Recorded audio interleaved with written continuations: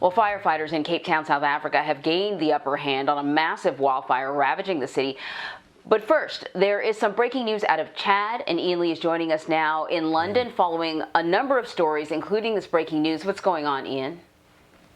Hey, good morning, Anne-Marie. Yeah, that breaking news out of Chad, where the country's president, Idris Deby, has died while visiting troops on the front lines. The army hasn't said how the president passed, and troops are fighting rebels in the country's north. Deby recently won re-election to office.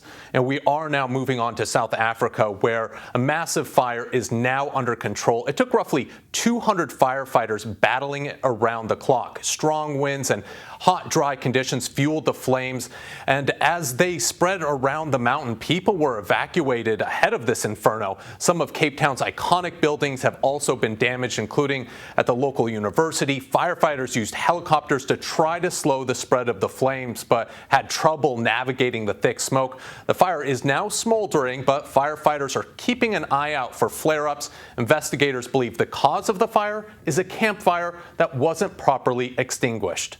We're moving on to Cuba, where it's an end of an era. The island's leader, Raul Castro, announced he is stepping down, which will mark the first time in more than 60 years a Castro won't be in charge. Yesterday, the country's Communist Party selected President Miguel Diaz-Canel to be their new leader. Raul Castro won't be going into complete retirement, though. He'll still be consulted on big decisions.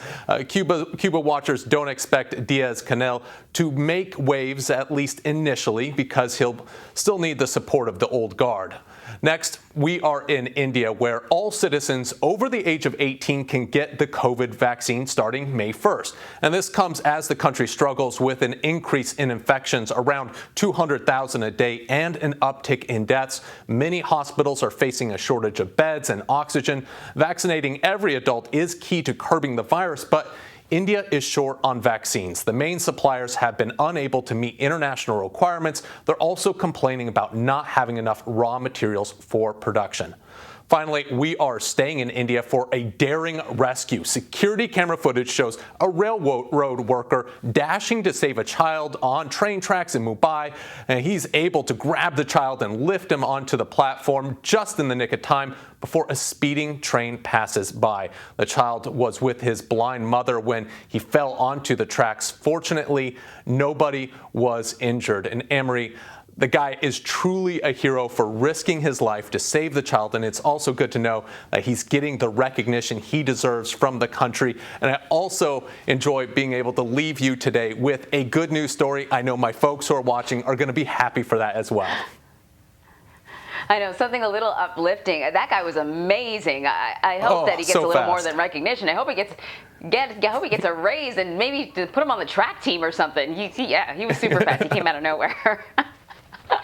Keys to the city. Thank you. Exactly.